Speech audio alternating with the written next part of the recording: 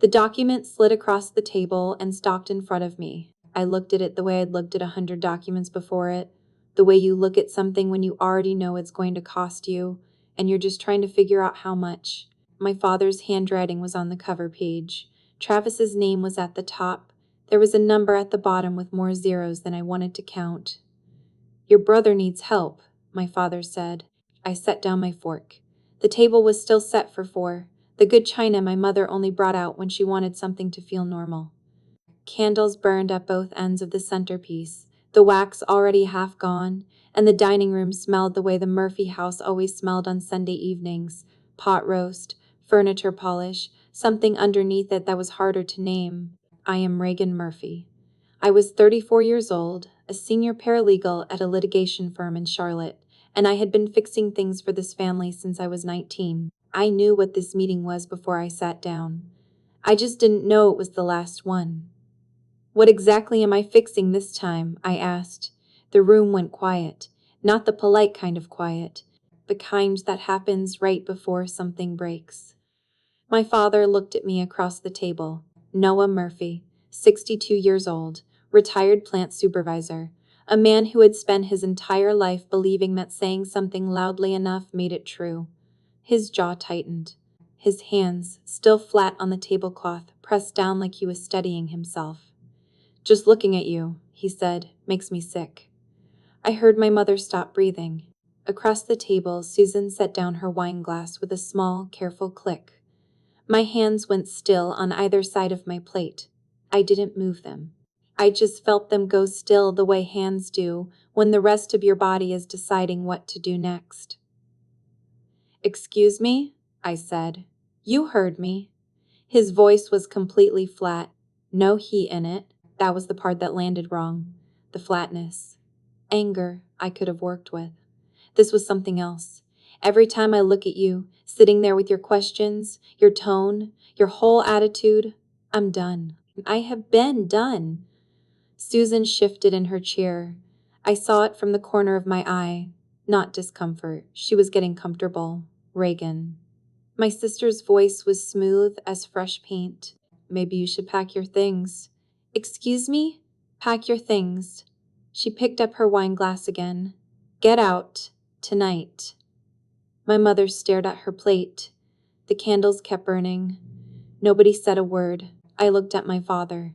He picked up the document I hadn't touched and slid it back toward himself without looking at me. Done. Conversation over, as if I were a contractor who'd quoted too high and he'd decided to go with someone else. The feeling in my chest was not sadness. It was not anger. It was something quieter and colder. The kind of thing you only recognize later when you have time to sit with it. At that moment, it just felt like the floor dropping an inch. I folded my napkin, placed it beside my plate, pushed my chair back from the table. Okay, I said. No problem. My father refilled his water glass. Susan was already looking at her phone. My mother's shoulders were pulled up toward her ears the way they got when she was waiting for a storm to pass. Except this time, the storm was walking out of the room, so there was nothing left to wait for. I went upstairs. The guest room they called my room had been my room for 6 weeks, since my apartment lease ran out in October, and the new one didn't start until the 1st of December. 6 weeks with one bag in the corner, and my toiletries on the bathroom shelf, and the folder of documents I always kept with me in the nightstand drawer. Paralegal habit. I kept copies of everything I'd ever signed or processed for this family. Every form, every check, every authorization going back 11 years. I didn't know why I'd started doing it. I just had, and once I started, I never stopped. I took the folder out of the drawer, put it in the bag. Toothbrush, laptop, 3 changes of clothes, the charger I always kept coiled by the nightstand, my good coat from the closet, the folder. That was it. One bag. I zipped it and stood in the middle of the room for a moment, looking at the bed, the dresser, the window that faced the backyard. The Murphy house had 4 bedrooms. I had slept in this one every Christmas for my entire adult life. I had sat in the chair by this window when my grandmother was dying and I needed somewhere quiet. I picked up the bag and walked out. The hallway smelled like pot roast and candle smoke. Downstairs, the kitchen light was on. I could hear my father opening a cabinet, the clink of a glass, the particular sound of a bottle set down on a granite counter. Susan was at the kitchen table already, back to me, scrolling through something on her phone. Her shoulders relaxed in a way that made me understand she was not upset. My mother stood at the sink, washing dishes, her back turned. Nobody looked up. I walked to the front door, opened it, stepped out into the November cold, the air sharp enough to feel on the back of my throat. Closed the door behind me. Nobody followed. My car was in the driveway, parked behind Susan's. I put the bag in the back seat, got behind the wheel, and sat there with the engine off. 2 full minutes. I know because I watched the clock on the dashboard because I had nowhere to be and nothing to do, and I was trying to figure out what had just happened. Every light in the house was on. Through the living room window, I could see the blue-white glow of a phone screen and Susan's profile, laughing at something, still at the table, not concerned. The way you laugh when a problem has just walked out the door and solved itself. I started the car. Dana Orozco lived 20 minutes away, in a 2-bedroom apartment off Park Road she'd had for 6 years. We'd worked at the same firm for 4 desks 10 feet apart, and she was the only person who had ever said to my face what most people just thought, that I worked twice as hard as everyone else and gave away everything I earned. She'd said it once, 2 years ago, over a lunch. I barely had time to eat, and I'd laughed it off and changed the subject. She answered the door in socks and a worn sweatshirt, took one look at my face, and stepped aside without asking a single question. "Guest room's already made up," she said. "We'll talk in the morning." I walked past her into the hallway. Warm air. The smell of coffee from earlier in the day. Quiet that felt different from the quiet of the last 2 hours. This quiet was just quiet. I set my bag down by the door of the guest room, sat on the edge of the bed. My phone was in my pocket. I had not checked it since before dinner. I took it out now and looked at the screen. No messages, no calls. Not from my father, not from my mother, not from Susan. I thought about the mortgage auto pay I'd set up 3 years ago from my checking account. The family home. Noah's name on the deed. My money pulling automatically every month, the way it had been pulling for 3 years, the way I'd never once thought to stop. I put my phone face down on the nightstand. I didn't think about the auto pay again that night, but something in the back of my mind filed it away, the way I filed everything away. The way 11 years of keeping records had trained me to hold on to things I didn't yet understand. I just didn't know yet what I was holding. Dana's guest room had a window that faced east, which meant the light came in early whether you wanted it to or not.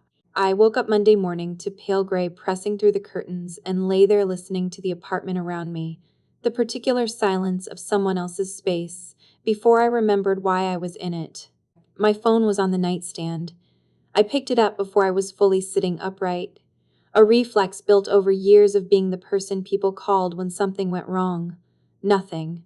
Not from my father, not from my mother, not from Susan. The screen showed the time, 6:42, and a weather notification I didn't open, and a silence that was starting to have a texture. I set it face down and got up. Dana was already in the kitchen. She handed me coffee without asking how I'd slept, which told me she already knew, and I stood at the counter and drank it and looked at the pale November sky through her window. 20 minutes later, we were heading to the firm, neither of us saying much, and that was exactly what I needed. I had spent years sitting at my desk holding things together behind the scenes while attorneys got the credit. That Monday I answered emails, drafted a deposition summary, and ate half a container of yogurt at noon without tasting it. At 2 in the afternoon, I caught myself staring at my personal phone, face up, in the left corner of my desk, where I could see the screen without reaching for it, and I made myself look back at my monitor. They were giving me space. That was what I told myself. My father had said something ugly in a moment of frustration. By tonight or tomorrow, someone would call. At 5 o'clock, I checked the screen before leaving the building. Still nothing. We drove back in the same quiet. Dana didn't offer theories or comfort. She had known me long enough to understand what I needed. which was not to be talked at, and I had known her long enough to be grateful for that specific kind of restraint. After dinner, I sat on her living room floor with the folder I'd grabbed from the nightstand the night I left and started sorting. Paralegal habit. When I don't know what to do with something, I organize it. I make piles. I put things in order. The act of working through paper gives my hands something honest to do while the rest of me catches up. The folder was thicker than I'd remembered. 11 years of copies will do that. I had kept records of everything I'd ever signed or processed for my family, authorization forms, check images, wire transfer confirmations, correspondence with lenders, statements from accounts I had co-signed when my father said it would make things easier. I had kept all of it because keeping copies was as automatic for me as locking a car door. I did it without examining why. I sorted chronologically first, then by category: mortgage and property, general household, Travis related, other. It was the Travis related stack that made me slow down. Some of the checks I recognized: monthly contributions to what my father had called the household fund, amounts that had felt reasonable when I agreed to them and that I had not examined closely since. But there were also payments I could not immediately place. Checks drawn on my account, my signature at the bottom, cashed by entities whose names I did not recognize. A company name that sounded like a property management firm. A set of initials that told me nothing. The amounts were not small. I pulled Dana's legal pad from the end table and started writing them down. Every payment I could not match to a clear and documented purpose got its own line. The column grew faster than I expected. I stopped when I ran out of unambiguous entries and looked at what I had. Dana looked over from the couch. "What is it?" "Something doesn't add up," I said. She set her book down and came over and looked at the legal pad. "That's more than I'd expect," she said quietly. "A lot more," I said. And near the bottom of the Travis stack, tucked between a notarized form from 2 years ago and a letter I'd co-signed at my father's request without reading carefully enough, was a small white business card, clean typeface, a firm name I didn't recognize. Below it, in smaller print, a 2-word specialty: securities fraud defense. I turned it over. Nothing on the back. I held it between 2 fingers and looked at it while the apartment settled into its night quiet around me. I knew what those words meant. I spent my working days close to legal language. Securities fraud defense meant allegations involving investments and misrepresentation. It meant civil exposure at minimum. It meant the kind of case that required a specialist and a retainer large enough to matter. I set the card on the corner of the table where I would see it in the morning. Finished organizing the folder. Wrote unknown next to every entry I couldn't account for, and looked at how many unknowns I had. Then I thought about my brother's real estate projects, always almost done, investors always almost committed, deals always about to close. I told myself there was an explanation. There was almost always an explanation. I slept badly and woke before the light came and lay in the gray until it was time to find out what the card meant. Dana had left for an early meeting when I sat down at her kitchen table with my laptop and the card propped against the monitor base. The coffee was fresh. Outside, Tuesday pressed down low and colorless against the skyline. The firm's website was sparse, the way white-collar defense practices always are.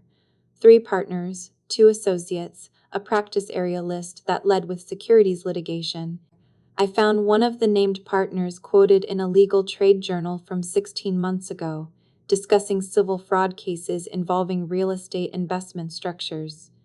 I went to the public court filing database I used at work and typed in my brother's full name. The result came back in 11 seconds. A civil complaint, 43 pages, filed 14 months ago in Mecklenburg County. 6 individual plaintiffs and 1 corporate entity. The allegation was clear in the way catastrophic things often are. When reduced to legal language, Travis had solicited investment funds for a real estate development project that never broke ground. The money had moved through a series of entities and was substantially unaccounted for. Fraud. Breach of fiduciary duty. The filing date was 14 months ago. I sat back and looked at the ceiling. Then I looked at my wire transfer confirmations. The first large transfer I had made at my father's request had occurred 13 months and 3 weeks ago. He had told me it was for a property tax shortfall. I had transferred the money, kept the confirmation, and not examined the destination account information closely enough to ask what it actually was. I pulled up the confirmation and found the routing and account numbers. Then I opened the complaints exhibit list and started scrolling through the attached financial records. 9 minutes later, I found the match. The account that received my wire was associated with a limited liability company listed in the complaints exhibits as one of the entities through which investor funds had moved. The company had been registered in North Carolina 31 months ago. It appeared in my own records twice more, connected to the second and third transfers my father had requested over the following 12 months. I wrote that on a clean page of the legal pad and underlined it once. My father had known about Travis's lawsuit for at least 14 months. He had come to me for money during that entire window. He had called it property taxes, contractor fees, household needs. He had given me account numbers, and I had trusted them because trusting them was easier than asking what they were for. I thought about the dinner table. Your brother needs help. How many times I had handled it and gone back to whatever I was doing without thinking about it again. My mother at the sink with her back turned. I already knew how to do what came next, tracing money, reading complaint exhibits, building a timeline that held. I had been doing that for other people's cases for 11 years. The only difference now was that this one was mine. I picked up my pen and started, entry by entry, without looking away. The spreadsheet I built that evening had 4 columns: date, description, amount, and a 4th column I labeled source, where I wrote down exactly what my father had told me each payment was for. I worked from Dana's kitchen table while she moved quietly around the apartment behind me, making tea, reading, not asking questions. The folder was spread across the table in organized stacks, and I went through each one methodically logging every entry cross, referencing amounts against the civil complaints timeline, matching dates to requests my father had made by phone or text over the past 14 months. By 11 o'clock, I had enough to see the shape of it clearly. At least 60% of what I had transferred to the account connected to Travis's defense could not be reconciled with the purposes I'd been given. The amounts matched the pattern of payments to the securities fraud firm too closely for the closeness to be coincidental. My father had managed the flow with precision. He had spaced the requests far enough apart that none of them had felt alarming on its own. He had always had a reason ready, something domestic and unglamorous: property taxes, a contractor, something with the gutters, the kind of thing you don't argue with because arguing with it makes you sound like you don't care about the house. I wrote the total at the bottom of the spreadsheet column, then looked at it for a long moment, then wrote it again on the legal pad, because writing it twice made it harder to dismiss. I had not been helping my family. I had been funding the legal containment of my brother's fraud. I closed the laptop and sat with that for a while in the quiet of the kitchen. The next morning I thought about the dinner, specifically about Susan. Not what she had said, but what she had been doing while she said it. I had been too shaken in the moment to register it clearly, but sitting at Dana's table with coffee and 2 days of distance, the image came back with more detail. Susan had been texting under the table during the confrontation, not casual scrolling. This was deliberate, focused, her thumbs moving with the particular speed of someone composing something, sending it, waiting, responding. I had not thought anything of it at the time because there had been so much else demanding my attention. Now I thought about it. My mother had mentioned once, in passing the way she mentioned things she didn't want to make into a real topic, that Susan and Travis talked every day. Not occasionally, every day. The kind of frequency that implied not a sibling relationship so much as an operational one. 2 people coordinating something ongoing, checking in on a shared project.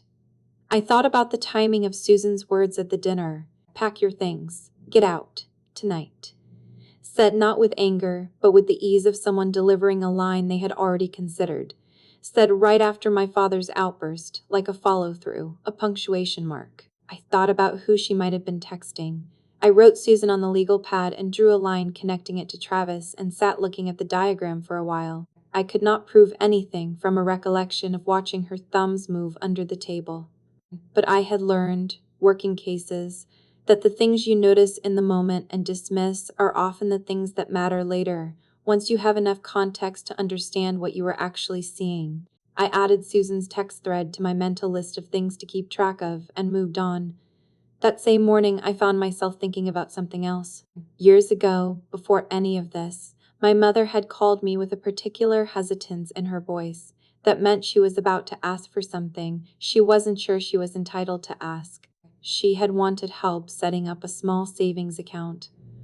Just for emergencies, she had said. Just in case. She had been vague about what the emergency might look like, and I had not pushed her, because there were things my mother communicated only in the space around her actual words.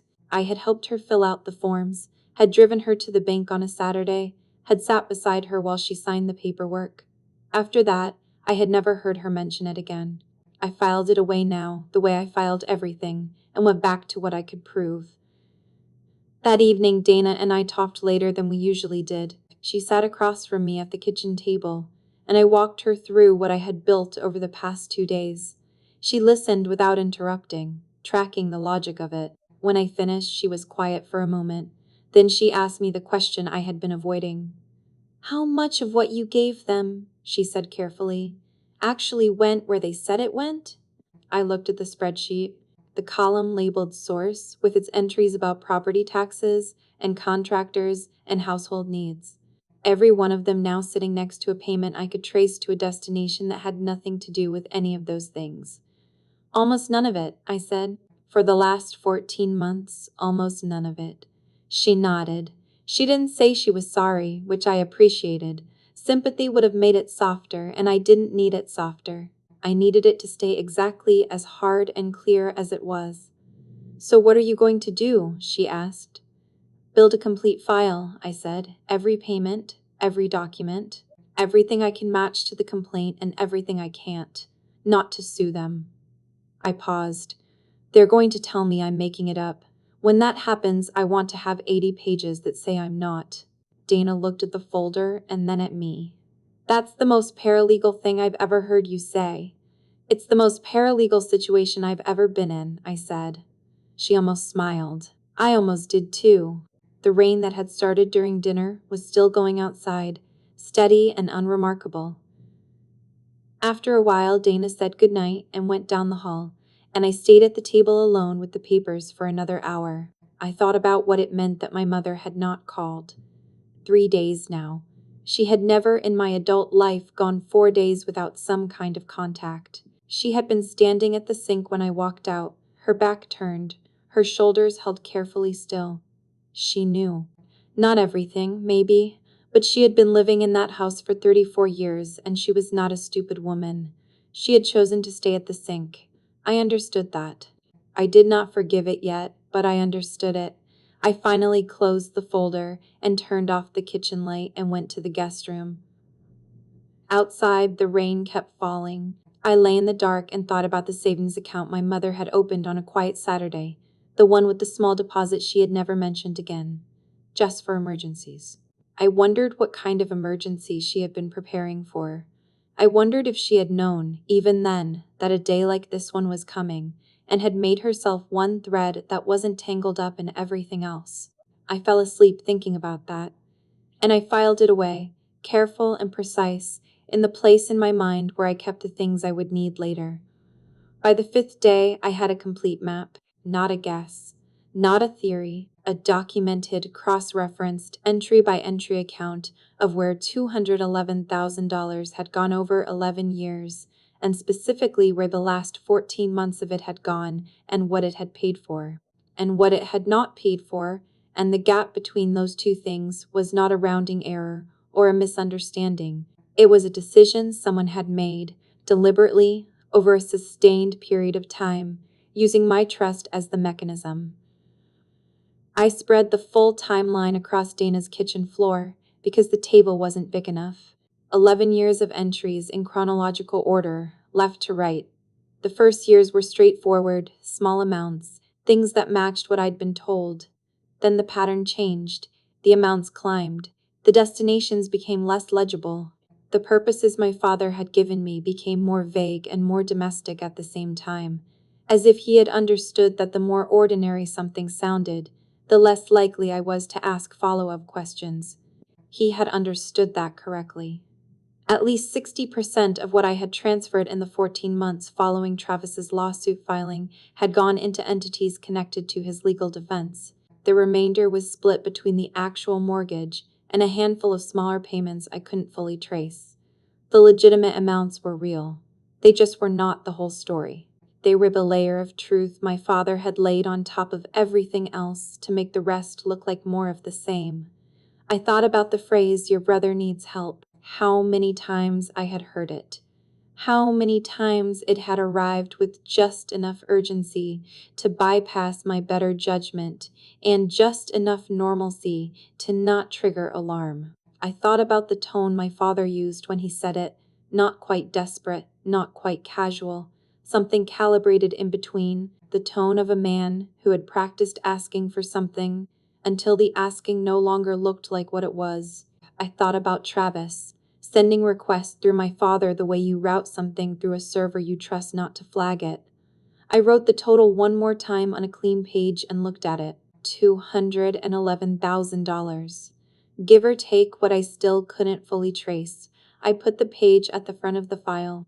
Dana came into the kitchen, looked at the floor, looked at me, and stepped carefully over the pages to get to the coffee maker. "Day 3, day 4, she said. "Nothing?" "Nothing," I said. She poured her coffee and looked at the papers on the floor. "Noah said she'd be back by Friday." I looked up at her. "I ran into your mom's neighbor at the grocery store last year," Dana said. "She mentioned things. I didn't say anything because it wasn't my business." She paused. "Your father has been saying for years that you always come back." I looked back down at the floor. The timeline spread from one end of the kitchen to the other.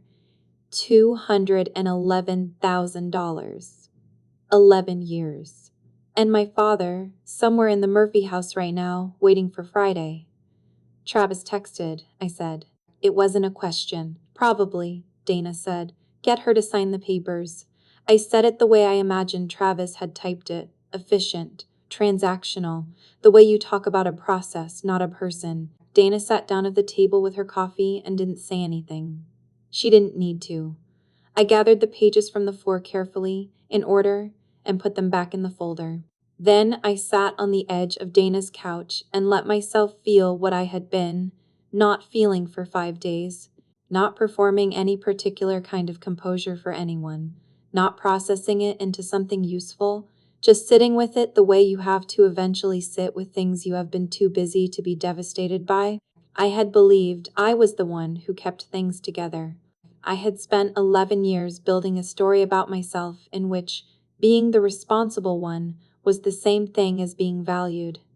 And that story had been so old and so structural that I had never once examined the foundation it was sitting on. It had not occurred to me to examine it because the story felt true from the inside. It felt like love. Not the affectionate kind, maybe. Not the kind that called just to talk, but the functional kind. The kind that says you matter because look at how much we need you. I had needed to matter to them. And they had known that. They had always known that. They had used it with the casual expertise of people who have never had to think about it because it has simply always worked. I thought about the dinner table. Not the words alone, but the moment before them, when my father slid the document across the table toward me. The assumption so complete it didn't require an ask, just a gesture. "Sign this. Handle it. Do what you do." And then, when I asked one question, "What exactly am I fixing this time?" his face had changed, not into anger, but into something that looked like exposure. The look of a man who has been moving confidently in a dark room and suddenly felt the furniture shift. I had not been supposed to ask. The first time I cried was on the 5th night. sitting on the edge of Dana's guest room bed with the full timeline spread across the floor in the other room and the total written on the page at the front, and my phone on the nightstand with no messages on it, not from anger. The anger was coming, but it wasn't here yet. This was something underneath the anger, the specific grief of understanding that the version of yourself you have been living inside for 11 years was never quite the shape you thought it was.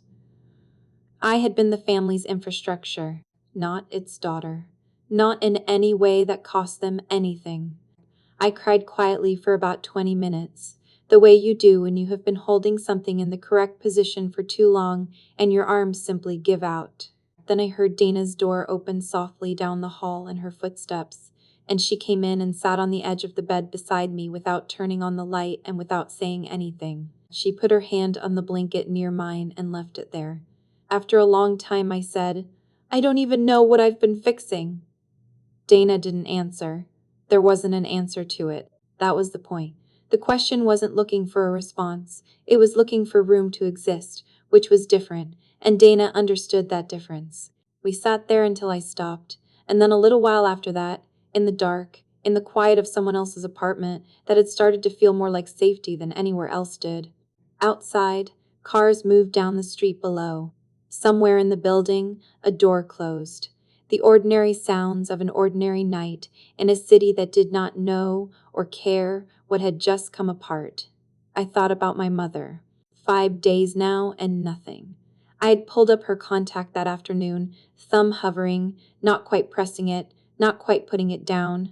The not calling was not easy. It was the hardest one, but it was still a choice I was making, and that was different from what it had been before, when the not asking was something that simply happened to me. Eventually, Dana said goodnight and went back to her room, and I lay down in the dark and looked at the ceiling and felt the particular weight of the bottom, which is not dramatic when you are actually in it. It is just very quiet and very clear. This was the bottom. I knew it the way you know it when you have stopped performing okayness for yourself as well as for everyone else. And knowing where the bottom was meant I could also know, for the first time in 5 days, which direction was up.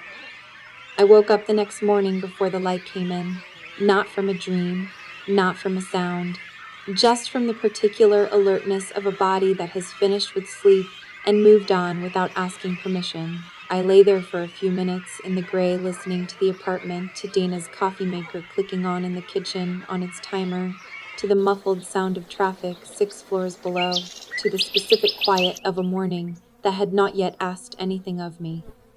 Then I got up. I showered with the water hotter than I normally ran it, and stood under it long enough that the mirror was completely fogged when I stepped out. I dried off and dressed for work and did these things with the deliberate attention of someone who is relearning how to move through the basic facts of her own day. Shoes, keys, watch, the small anchoring inventory of a person deciding to stay upright. Dana was in the kitchen in her robe when I came out. She looked at me the way she sometimes looked at exhibits in complicated cases, reading without commenting, taking in what was there. I sat down at the table, put both hands around the mug she set in front of me. "I'm not going back," I said. She poured her own coffee, sat down across from me. "I'm not fixing it," I said. "I'm not explaining why." She looked at me for a moment, not surprised. Not relieved either, exactly, just present. "What do you need?" she asked. I thought about the binder I hadn't built yet, the files I had organized, but not assembled into the single coherent document I was going to need when my family sat across from me and told me I was confused, or mistaken, or making things up, which I knew they would do because that was the move I had watched them make my entire life whenever reality became inconvenient. "A printer," I said. "And about 2 hours." Dana nodded, like this was completely reasonable, which it was, and that was one of the things I had always valued about her. I went to work, I answered my emails and handled the Hargrove deposition prep, and ate a full lunch, not half of something at my desk, but an actual lunch at the table in the break room, because I was rebuilding something, and the rebuilding started with keeping myself fed and upright and functioning. small decisions made deliberately. The opposite of the last 11 years, which had been large sacrifices made automatically, without examination. At 5 o'clock, I packed up and went back to Dana's apartment and sat down at her kitchen table with her laptop and my bank account open on the screen. The mortgage autopay had been running for 3 years. My account, pulling on the 15th of every month, steady and invisible, the way all automatic payments are invisible once you stop thinking about them. The next pull was 6 days away. I found the payee in the recurring payments list, clicked into the settings. I sat there for a moment with my cursor on the cancel option, not from hesitation, from the strange compression of it. The fact that something that had taken years to build could be stopped with one click on a Saturday evening. I thought about how many times I had sat at a different kitchen table in a different apartment and made the opposite kind of decision without thinking about it at all. How automatic the giving had been. How invisible. I clicked cancel. The confirmation screen loaded. Payment canceled. Effective immediately. I looked at it for a moment and then scrolled down to the recurring transfer section. My father's account, labeled Family Fund in my payment portal, had been pulling $3,200 every single month for 2 years. I had set it up at his request. He had given me the account number over the phone, and I had entered it without writing it down first, the way you enter information you don't expect to question later. I canceled that too. A second confirmation appeared. The screen was very plain about it.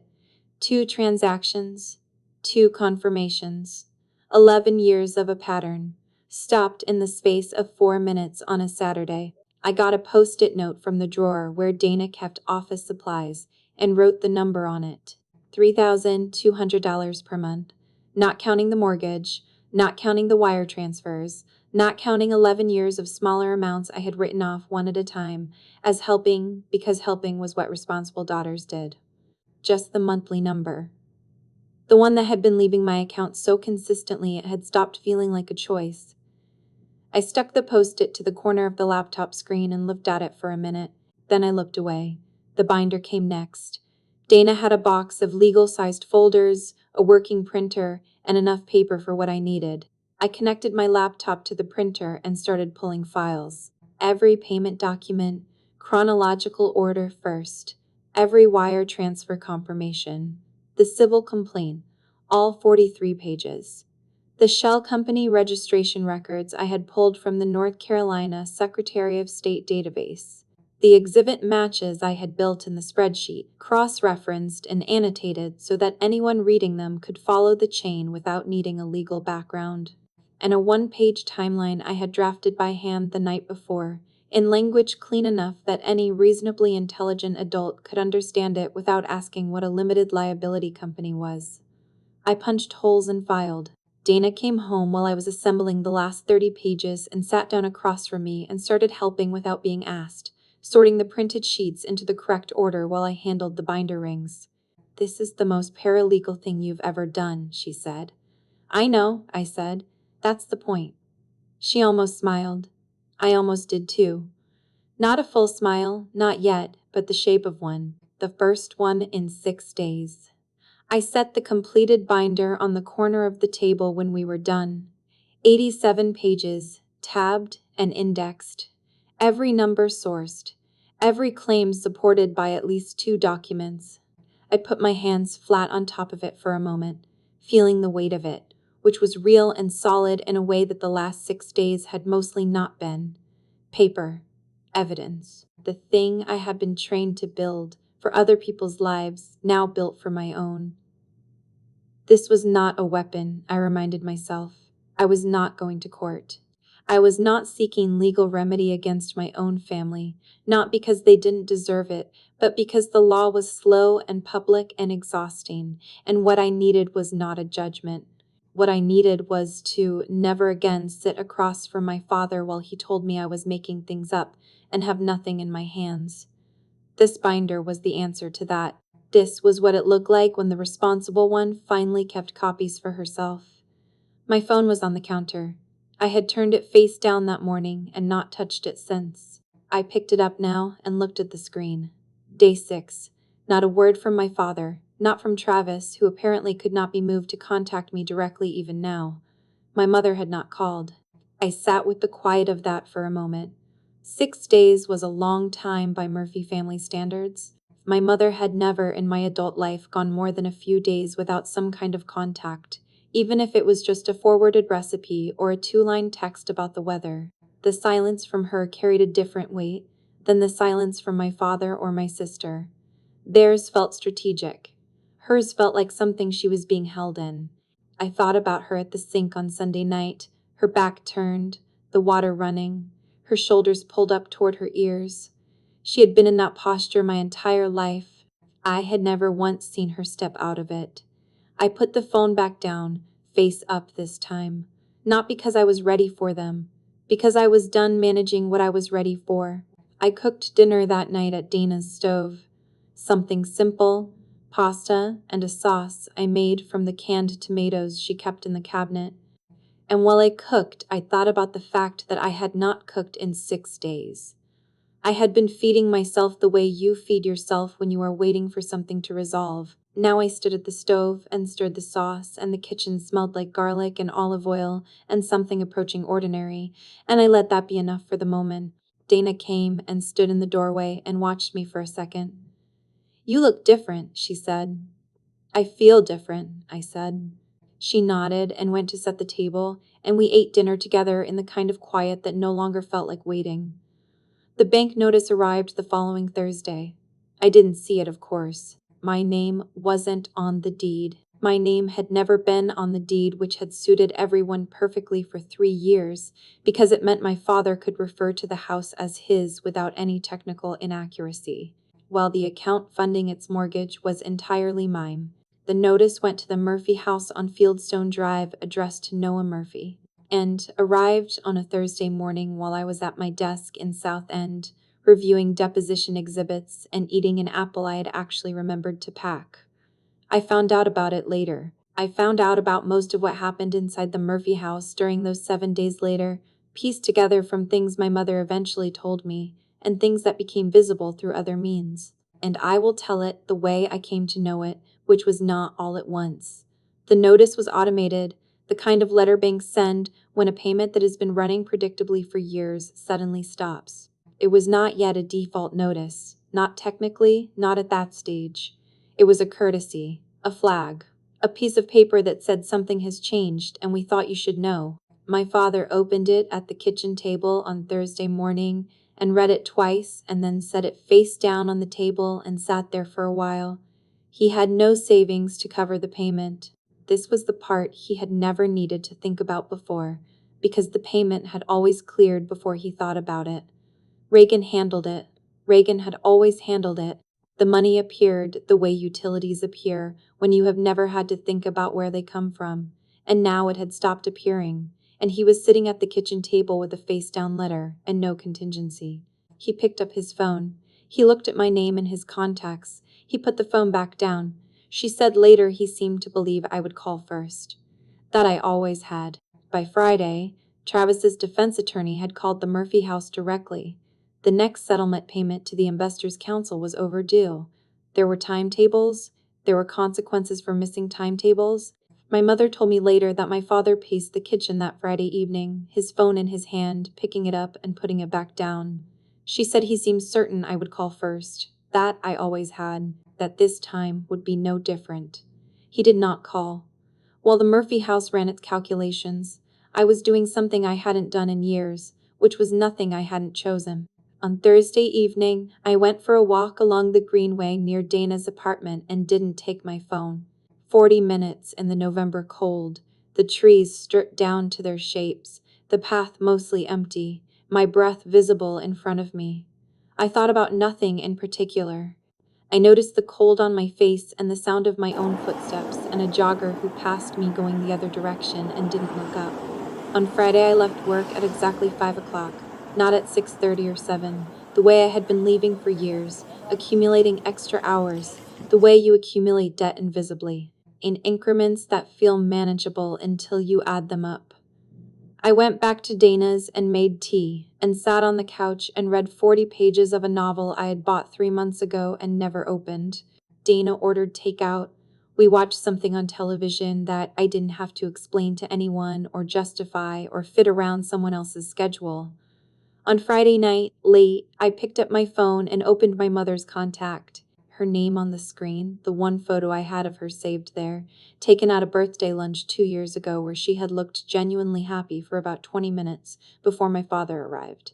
My thumb hovered over the call button, stayed there. I thought about what I would say if she picked up, and what she would say back, and what would be different afterward and what would not be. And after a while, I set the phone face down on the coffee table and went to bed. The not calling was a choice. That was what was different. Before, the not asking had been a condition I lived in, something I had absorbed so completely it no longer registered as a decision. I had grown up in a house where asking the wrong question was a kind of betrayal, where needing something was weakness, where the only safe role was the one that required nothing back. I had played that role for 34 years and called it love. This was a decision, something I was making with full knowledge of what it cost. I could feel the difference in the weight of it. Saturday came and, with it, Susan's calls. The first one arrived at 10 in the morning. I was making coffee when the phone lit up on the kitchen counter. Susan's name on the screen. Susan in a sundress at a winery 2 summers ago, smiling the smile she saved for cameras. I watched the screen cycle through its rings and go dark. She calls again at 11:45 and again at 2 in the afternoon. I let all three go. The voicemails were short enough to tell me everything I needed to know about how she was experiencing this week. The first one was almost reasonable. You're overreacting. Dad didn't mean it. Just come home and sort this out. The second one had an edge under the reasonable surface. This is getting ridiculous, Reagan. People are stressed. The third one had dropped the pretense entirely. This is ridiculous. You're being selfish. I saved all three voicemails without listening to them twice. The saving was automatic, a paralegal habit, the same habit that had built me a folder full of documents that were now 87 pages of organized evidence sitting on the corner of Dana's kitchen table. Everything went into the record. Everything. Sunday afternoon, day 7.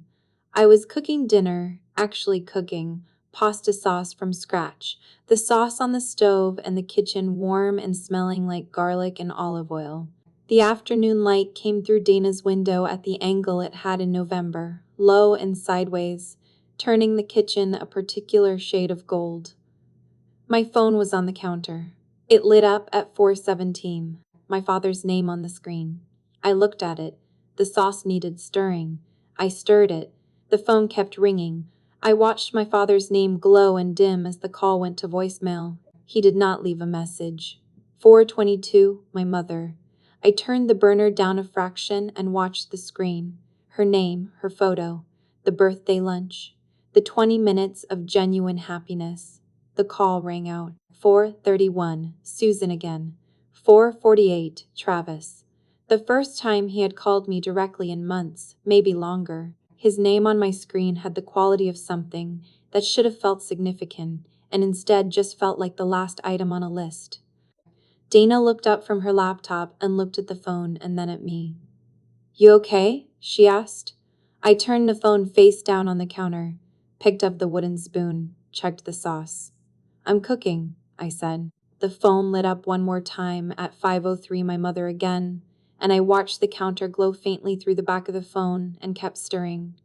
Kept my eyes on the pot, kept my hands on the task in front of me. The call rang out. The counter went dark. I served the pasta at 5:15, and we sat down and ate, and the kitchen was quiet in a way that had become, over the last 7 days, something I was learning to recognize, not as absence, but as space, my own space. For the first time in a long time, mine. My mother called from a number I didn't recognize on Monday morning. I almost didn't pick up. Unknown numbers usually meant something work-related, and I had a deposition summary due by noon, and my phone had been a source of mostly grief for the past week, and my instinct was to let it go to voicemail and check it at lunch. But something made me answer before I had finished deciding to. Reagan. My mother's voice, lower than usual, compressed in the way it got when she was somewhere she wasn't supposed to be calling from. Please don't hang up. I didn't say anything. I know, she said. I know I should have called before now. I'm calling from Janet Pruitt's phone. I didn't want you to see my name and not pick up. Janet Pruitt was our neighbor on Fieldstone Drive. Had been for 20 years. My mother had stood in Janet Pruitt's driveway once in a bathrobe to wave goodbye to me when I left for college. And this was the detail my brain offered me while I stood in the parking lot outside my firm with my coffee going cold in my other hand. I'm not asking you to come back, my mother said. I'm not calling about the house or about your father or about any of that. I just need to know if you're all right. I'm all right, I said. She was quiet for a moment. I could hear her breathing, careful and even, the way she breathed when she was trying not to cry in front of someone. I need to see you, she said. Not at the house, wherever you want, whenever you want, just somewhere. I thought about the binder on Dana's kitchen table. I thought about 87 pages and 43 pages of civil complaint and routing numbers that matched exhibit entries. I thought about the fact that I had agreed to nothing yet, and the conversation I was about to have in a coffee shop in Dilworth would require every bit of the composure I had been building for the past 8 days. Tuesday, I said. The coffee shop on East Boulevard, 11 o'clock. A pause. Okay, she said. Reagan, Tuesday, I said again. 11. I hung up and stood in the parking lot for a moment with the cold November air on my face. Then I went back inside and finished the deposition summary. They were all there when I arrived. I had known they might be. My mother would have told my father because my mother always told my father, and my father would have told Susan, and one of them would have contacted Travis, and this was the Murphy family approach to a problem, which was to assemble in force and present a unified front and hope that the presence of the whole was enough to override the objections of any individual part. I had been an individual part my entire life. I understood the tactic from the inside. I walked in carrying the binder and ordered a coffee at the counter before I went to the table, because arriving composed and unhurried was the first statement I was going to make, and I intended to make it clearly. Noah was already performing. He sat at the head of the table, the way he sat at the head of every table, spine straight, hands flat, the posture of a man who has decided in advance that the situation is under control. We're glad you came to your senses, he said when I sat down. I put the binder on the table. I wrapped both hands around my coffee cup. I looked at my father and did not respond. He took the silence as an opening and started with the script. We're family. Families go through difficult periods. Your brother is in a situation and he needs our support, and that's what families do. They support each other. And surely now that I'd had some time to think, I could see that. The speech had the quality of something practiced, the sentences fitting together with a smoothness that meant he had run through it at least a few times before sitting down. I let him finish. Travis sat to his right, his face composed in the expression of a man waiting to see which way something was going to land before he committed to a reaction. Susan had her hands in her lap and her jaw set at the angle that meant she had already decided this was going to be fine. My mother sat at the far end of the table and looked at her coffee cup. When my father finished, I opened the binder. I set the one-page timeline on the table first, then the spreadsheet. Then, one at a time, the payment records, each one placed with the precision of someone who has done document work for 11 years and understands that the sequence matters. That the story you tell with paper has to build in a way that doesn't allow for the exit of pretending you didn't see it. That's not what happened, my father said before I was halfway through. I placed the civil complaint on the table beside the spreadsheet. The routing number exhibit sat on top.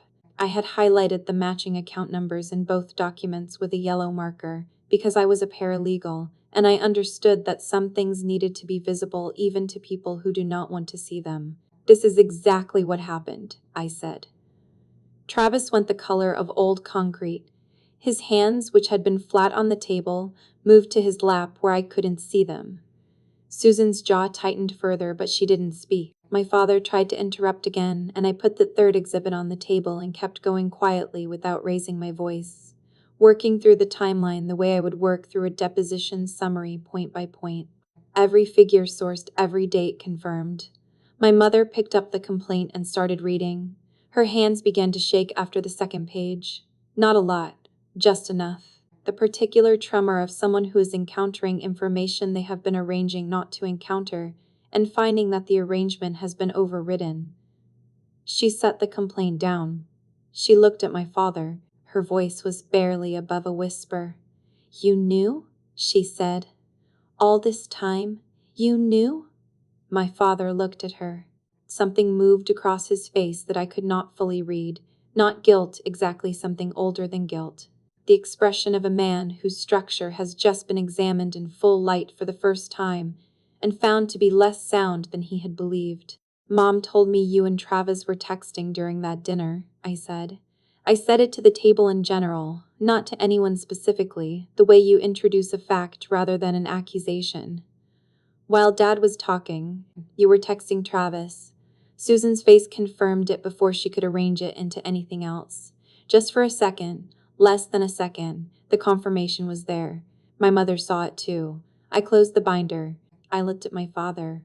I had thought about what I wanted to say in this moment, and in the end I had not prepared a speech, because I had found over the past 8 days that the most truthful things I had said had been the ones that arrived without preparation. "You said looking at me makes you sick," I said. "You know what makes me sick? 11 years of being your bank account and being told it was love."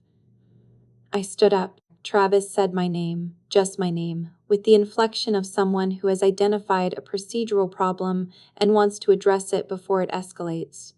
"Reagan, if you walk away now," he started. "I walked away 8 days ago," I said.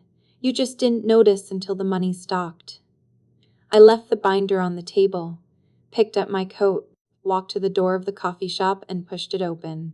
And the cold November air came in against my face the same way it had in the parking lot outside my firm, and the same way it had in the driveway of the Murphy house 8 days earlier. And I let it.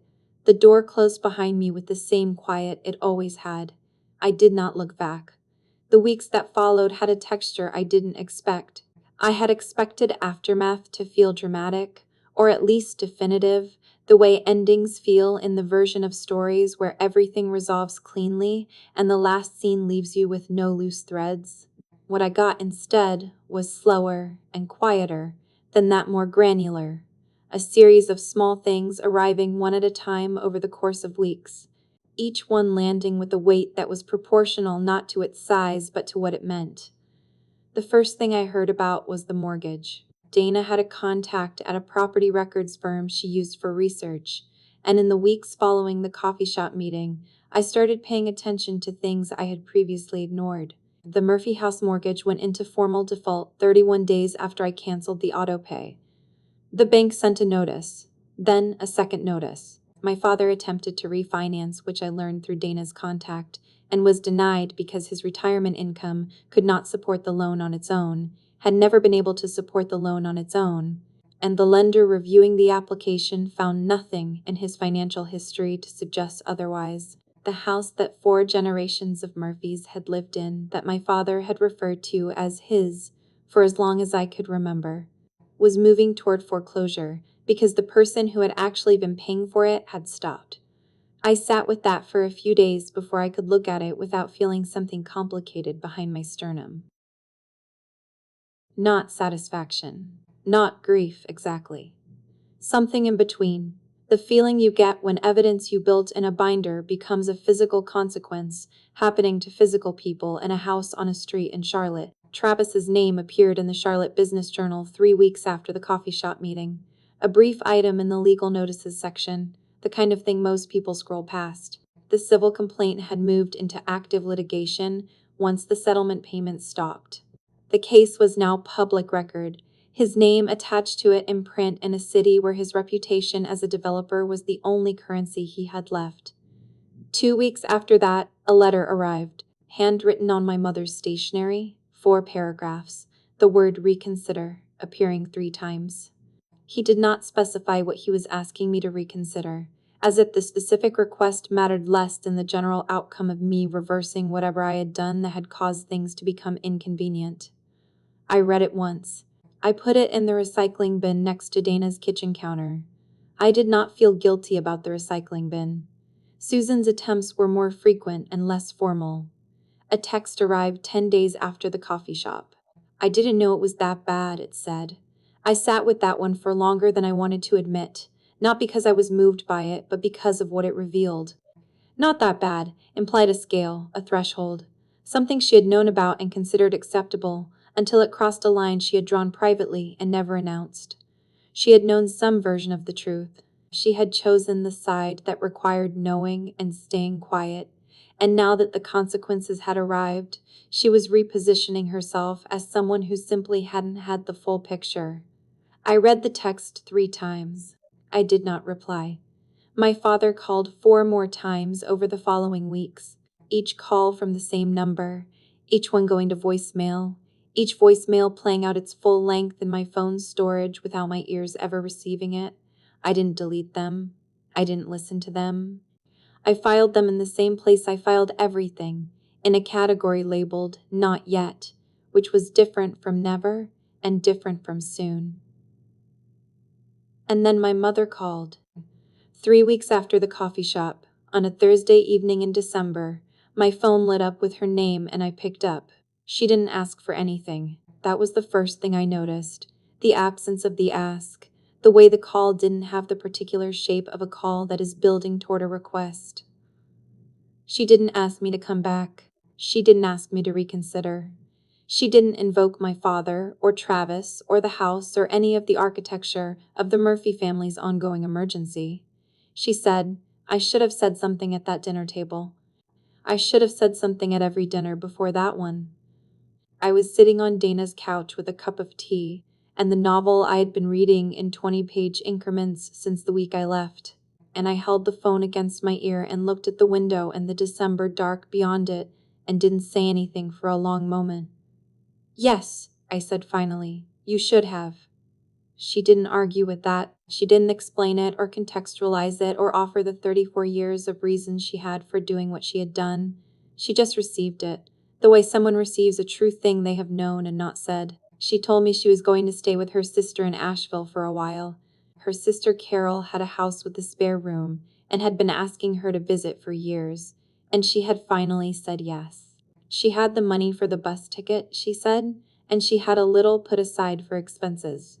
I thought about a Saturday morning years ago, a bank branch off of Providence Road, my mother in her good coat sitting beside me while I helped her fill out the account opening forms. Just for emergencies, she had said. I had set it up and helped her make the first deposit and had not thought about it again for years. The savings account, I said. Yes, she said.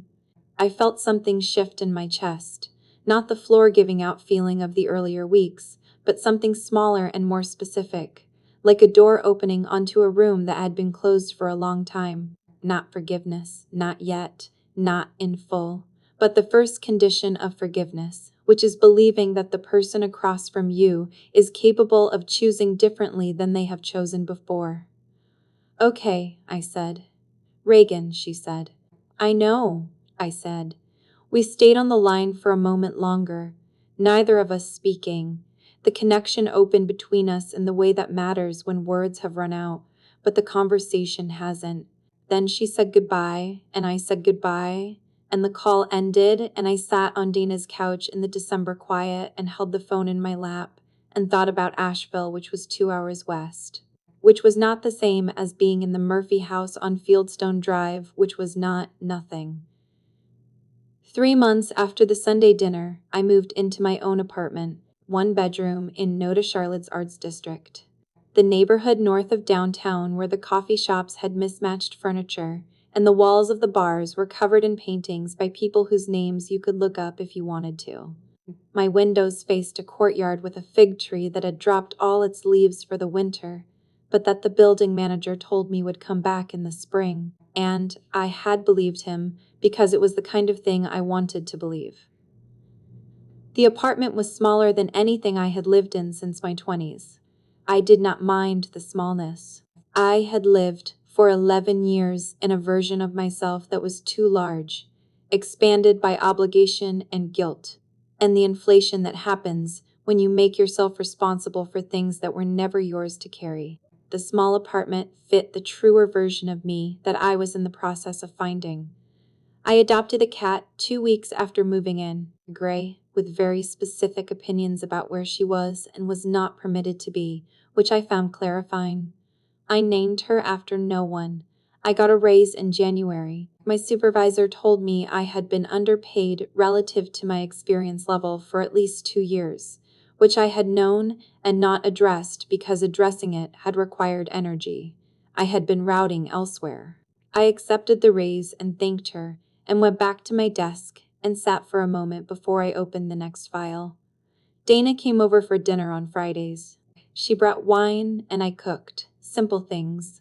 The pasta sauce I had learned to make without thinking about it. A roast chicken I had started making on Sundays and eating through the week. The meals were not complicated. The apartment was quiet in the evenings. I read more than I had in years. I slept without the particular vigilance that had been my version of rest for longer than I had realized. The binder stayed in the closet. I had not opened it since the coffee shop.